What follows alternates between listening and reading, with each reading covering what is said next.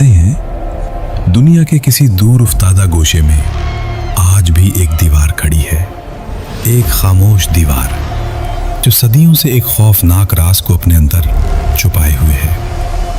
ऐसी दीवार जिसके पीछे एक पूरी कौम कैद है, ऐसी कौम जिसके बाहर आने का तसव्वुर ही दिल को लर्जा देता है। लोग उन्हें जानते हैं याजूज और माजूज के नाम से। बहुत पुरानी बात है, इस दुनिया में एक ऐसी कौम आबाद थी जो ताकत, इल्म और हिकमत में अपने दौर की नुमायां तरीन कौमों में से थी। वो लोग मुनज़्ज़म थे, मुहज़्ज़ब थे, कानून के पाबंद थे और सबसे बढ़कर अल्लाह पर ईमान रखने वाले थे। उनके शहर मजबूत फसीलों से घिरे हुए थे, रास्ते मुनज़्ज़म, बाजार आबाद और निज़ाम हुकूमत मुस्तहकम था।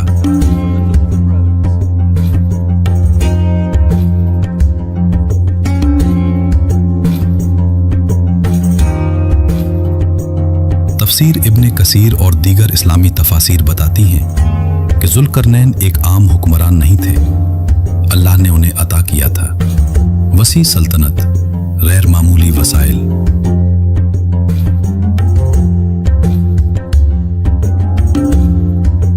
ताकतवर लश्कर और सबसे बढ़कर हिकमत और ईमान।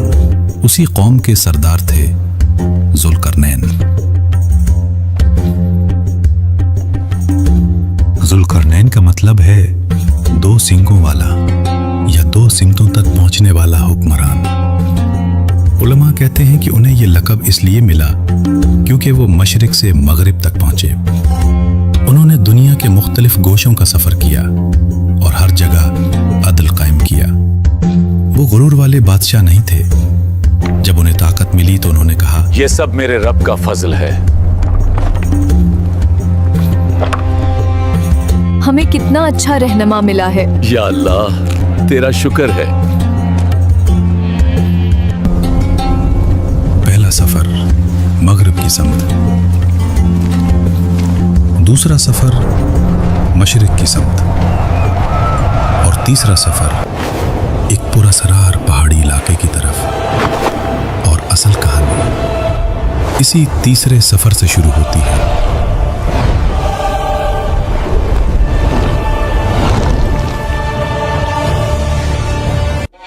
ज़ुल्करनैन अपने लश्कर के साथ एक तवील सफ़र तय करते हुए ऐसे इलाके में पहुंचे जहां दो अजीम पहाड़ आमने सामने खड़े थे। उन पहाड़ों के दरमियान एक तंग सा दर्रा था, ऐसा रास्ता जो दो दुनियाओं को जुदा करता था। उस इलाके के लोग अजीब खौफ में मुब्तला थे। जब उन्होंने ज़ुल्करनैन को देखा तो उनके पास दौड़े आए। वो जानते थे कि ये कोई आम हुक्मरान नहीं। उन्होंने फरियाद की, ऐ ज़ुल्करनैन, इस दरवे के उस पार एक कौम है,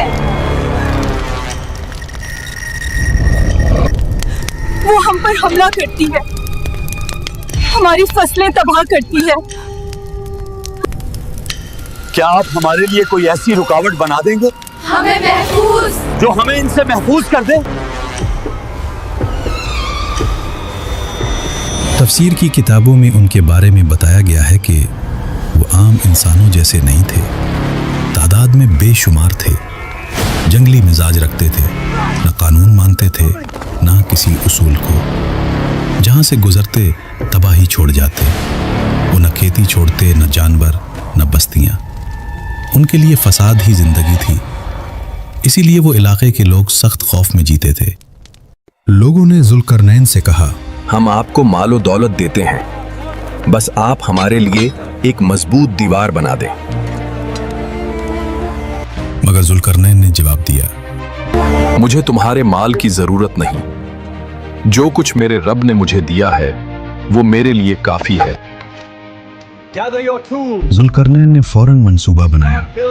उन्होंने हुक्म दिया, लोहे के बड़े बड़े तख्ते लाए जाए, उन्हें पहाड़ों के दरमियान तय दर तय रखा जाए। जब खला भर जाए तो ऊपर से पिघला हुआ तांबा उंडेला जाए।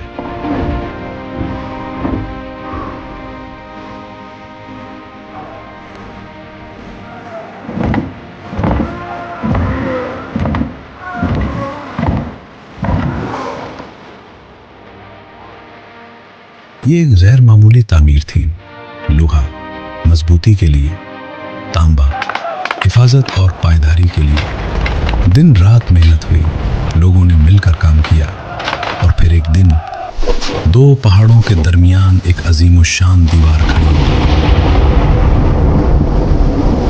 جب دیوار مکمل ہوئی تو ذوالقرنین نے اسے دیکھا اور کہا، یہ میرے رب کی رحمت ہے، یہ میری طاقت نہیں، اللہ کا کرم ہے۔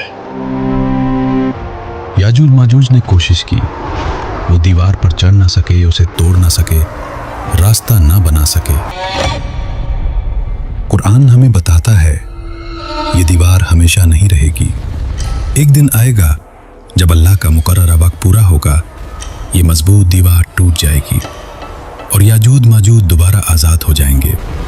وہ ہر بلندی سے نکل پڑیں گے، زمین میں پھیل جائیں گے، اور یہ دیوار آج بھی خاموش کھڑی ہے، ایک آنے والے وقت کے راز کو اپنے اندر چھپائے، یاد دلاتی ہوئی کہ طاقت اور عدل کا راستہ ہمیشہ اللہ کی رہنمائی میں چلنا چاہیے۔